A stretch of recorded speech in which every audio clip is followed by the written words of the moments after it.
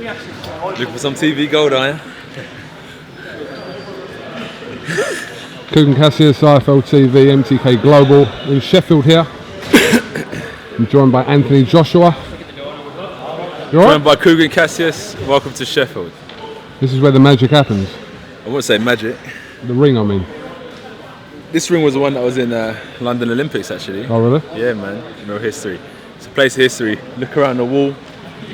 Some great champions. Some of our more known fighters today, today's generation. Where's you? Tucked away somewhere. It's mad. No love.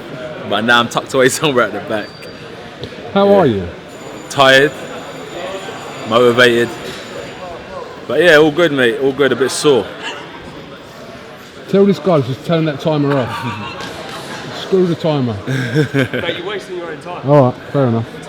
Yeah, kind of the media day you do before fight week, and it's kind of been thrown all the same questions, and you're probably finding yourself repeating yourself over and over again. So it's always talking to someone new, though. Even though it may be the same question, you're talking to someone new.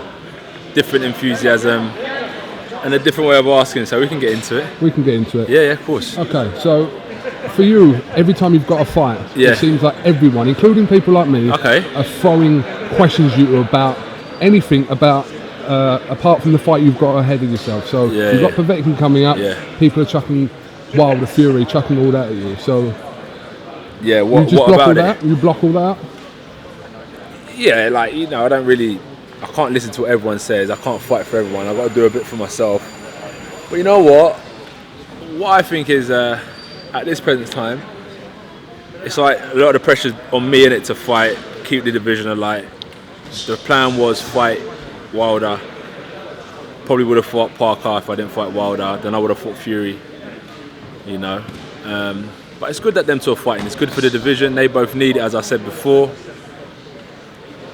And as I said, the pressure shouldn't be all on me to fight everyone. As you said, it's always kind of been like that. Like, who's he fighting? Why ain't he fighting him? So it's good that them two are finally getting it on. That's what the division needs. And that's why I say it is good for them both as well and their legacy.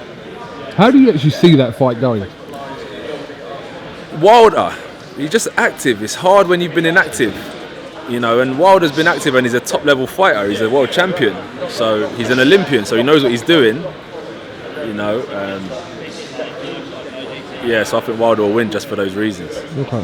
What do you reckon? I'm sitting on the fence. Sitting on the fence. I'm sitting on the fence. Do you mind if I sit on the ropes? You can sit on the fucking ropes, mate. All right, fella. Povetkin, obviously, listen, we know all about Povetkin, and it seems to be kind of one of your more dangerous fights. Is that fair to say? Yeah. Do you know what it is? I said, like, heavyweights like me, we fight each other all the time. 6'5", 6'6". I can figure someone out 6'7". I can figure someone like that. Not easily, but I know my range. I've been boxing guys like that since the amateurs. Someone like Povetkin, he's completely different height, so I've got to change up my whole style. So it was like when I was fighting Pulev to when I fought Takam, so different. So if you think about it, Povetkin's fought guys my height for his whole career, innit? He's always been the shorter man, so that's what makes him so dangerous, because he knows what to do against someone like us. So, and he's an Olympian. He's been at world level for a long time. Since he started, he's been at a good level. So he hasn't plateaued. He's just maintained himself. So he's dedicated and he's done well. And this is his chance now, isn't it, to get himself back on the pedestal. Absolutely. Eddie Hearn's chucked in Usyk as a potential opponent for you for April. Yeah. You need to have discussed Usyk? Mate, Eddie's a good promoter, man. Eddie's a good promoter. Usyk's right, it'll be Usyk. It's no problem with me, but I haven't discussed it. I thought the main thing, I know he's trying to get Bellew to fight Usyk. That's his priority, I'm sure of it, and I think Bellew wants that fight as well. But if that's a fight for me, cool, April it is. You'd be happy to do that? Yeah, why not? Why not? Yeah, of course. Should we ask him? I was just saying to Anthony that you kind of chucked Usyk in the mix for April. Well, he might be mandatory if he beats Usyk because of his WBO position. No, if I beat Povetkin, yeah. If what? You chucked Usyk in the mix for April. Yeah, if he beats Povetkin, and Usyk beats Bellew, he may become the mandatory with the WBO. I do think Usyk would want one fight first. Build himself up in heavyweight. But by the way, excuse me, Tony Bellew. No, absolutely. You know what I mean? Going from our It's a foregone conversation. conclusion? No, absolutely Is that, not. is that how you ride? No, absolutely not. Don't rule out Tony Bellew's left hook. And let me tell you, his confidence is sky high at the moment. Great fight. You back Bellew to beat Usyk? Yeah, Bellew's proven himself for many years. Like, he's an elite level fighter. You can't write off someone like Bellew, you know. And this is the thing, like, because we're British fighters, everyone thinks we're British level. Bellew's a world class fighter, man. Put him in America, put him in Eastern Europe, put him in Great Britain. Well schooled. He's a well schooled. Finds a way to win. Yeah, he's a well schooled fighter. He's obviously gone on record. Bellew said that he'd never fight you. I wouldn't fight Bellew. You wouldn't either. Why wouldn't you fight him then? I respect him. Okay. Not just as a fighter, as a person. I can't fight someone that I respect like that. You know what I mean? Okay. Yeah. Where is that? How it is? Yeah, I don't know. I can't Is it fight. money talk? I'm not gonna say what I was gonna say. Say it. This is IFL, I got baby. enough of that. I'm joking. Nah, listen, it's not just about the money, bro. If it was, I wouldn't be fighting no more. Really? Yeah, what do I need to fight for? To earn money. Listen, it's not about that. So yeah, nah, the money wouldn't tempt me. Obviously, Eddie Hearn said that Dylan Whyte's still an option. He says he's the kind of front runner. It's not like what he meant by that. I think is that, you know what? Let's just focus on this is the situation. Let's focus on Povetkin. He's a tough one. He's a tough fighter. So I got to beat him, innit? Then I can worry about what's next. But I just think like what he's done. He's booked the venue. He's booked the date. Any one of these heavyweights who wants to step up and take the challenge is welcome. I think that's where he's coming from. And you know the people who are willing to take the fight. You know who's more than likely to step up and take it. I think that's where he was coming from. And a lot can change in 7 months as well. How do you mean? Well, I'm saying we're in September now. Yeah. Come 3 or 4 months, the boxing game changes. Yeah. All the time. So that's what I mean. I've just got this tough cookie in Povetkin to beat first. Yeah. What do you reckon? What do you think of Povetkin? Yeah, I rate Povetkin. Do you? Yeah. Could be some hairy moments in there for you. I think that's what the fans want, though, from an entertainment perspective. Yeah. But I don't think you're overlooking him by any means. No. I think the public possibly are. Yeah, because I said it's commercial, innit, as well. It's like what sells, whose name's ringing. Like you said, his first language ain't English, so it's hard for him to talk and say what's on his mind. But in Russia, he's a big deal. In England, I'm a big deal. So you know where we're at, and when it's two nations colliding. But good luck to Povetkin. Good luck. I'm glad he stepped up and took the challenge. Okay. What else is happening, Cougs?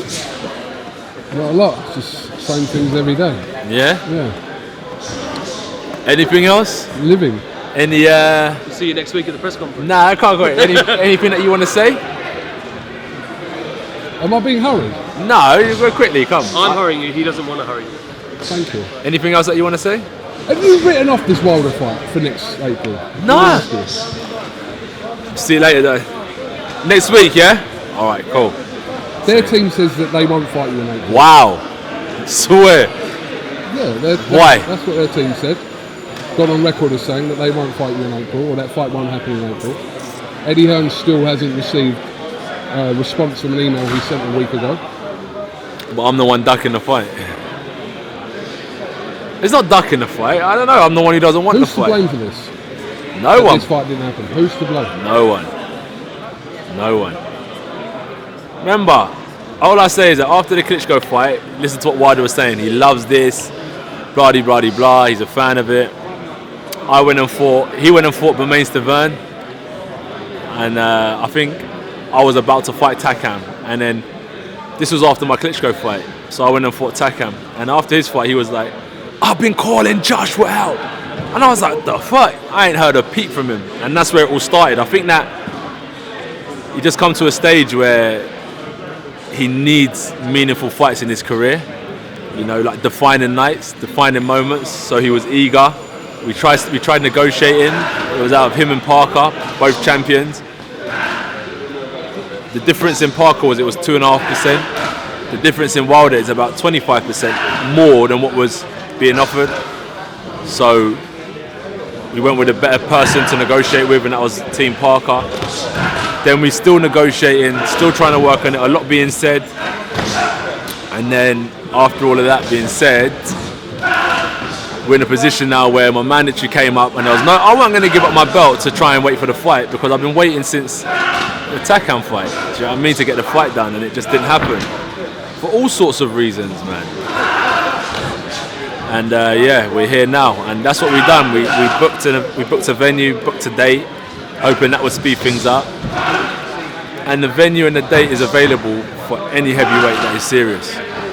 Wilder included. Who do you hope wins that fight between Wilder? I hope I win my fight, yeah, and then I hope I fight Wilder April 13th. So you'd rather Wilder beat Fury? I don't really, you know me, I'm not really fussed about what anyone's doing, so I don't mind. Even if Wilder lost, I'll still box Wilder April 13th. Still a big name, still a good fight to have on my record. So yeah, Wilder would be the front runner for me. One last one. Yeah. Can you consider yourself the best out there if you weren't to fight? 100%, I am the best. Let's just look at the if you don't stats. fight, say you didn't fight Fury in your career, or you didn't fight Wilder, one of them. Yeah, and they retire, and we all retired today. Yeah, could you consider yourself the best? I've got a better resume. You go for a resume, innit? It's like football. Who's played the better teams? Who's won? What do they say? They all play each other, though, don't they? So that's different. Yeah, but that's what I'm saying. If we all retire today, and you look at 20 fights, 21 fights, 21 fights, 5 years into their career, 5 years into their career, resume against resume. My one, it's just facts. I'm not bigging up facts and stats. Mine prove better and higher, so I'll prove to be the best heavyweight of this era. Against facts and stats, yeah. Okay. Personally, would you be satisfied though? I'm already satisfied. Bro, I went to this boxing gym to watch my cousin train, and I thought it looked easy. Got involved, and I ended up here. I'm happy, man. I've worked hard, and I've become like world silver medalist, Olympic champion, British champion, IBF champion, WBA, IBO, WBO heavyweight champion of the world. Been amongst the elite, met some good people, inspired some people. What's there not to be? That's what I said, is that let's fast forward 30 years, I'll look back and say these were the best days of my life. So that's why I'm enjoying it. There's nothing to be sad about. These are the best days of my life. Okay. Yeah, get me? Alright, okay. You don't want to anything else? You want to move that? Anything else? No. You want to ask anything? No, a little bit of me doesn't believe you about what you just said there. What, I'm the best? No, not that. I'm happy. Be personally satisfied if you didn't fight those two and ended your career. Hey, my career don't From a rely on personal it. point of view, you want to fight the best out there. So how would you be happy if you retired tomorrow without fighting kind of your main two rivals in the sport? Because these guys don't define me. I define me. I don't need Wilder or Fury to be satisfied with my life and decisions. I'm doing this for me. Like, if they want to fight, the date's set, the venue set. That's what I said. To any heavyweight that is a front runner, Wilder is a front runner, so it's set, isn't it? That's what I mean. I can't fight in April and then he doesn't want to fight, and I'm bummed out about my whole career because Wilder didn't want to fight. That's where I'm coming from. Is that there's more to it than just Wilder. If he's on it, we're on it. We're ready. If he's not, we keep it moving. That's where I think I'm content and satisfied. You know? Alright. Yeah? Okay. You're good. You're going to get a haircut, yeah? Nah, I don't have a life, bro. Can we show?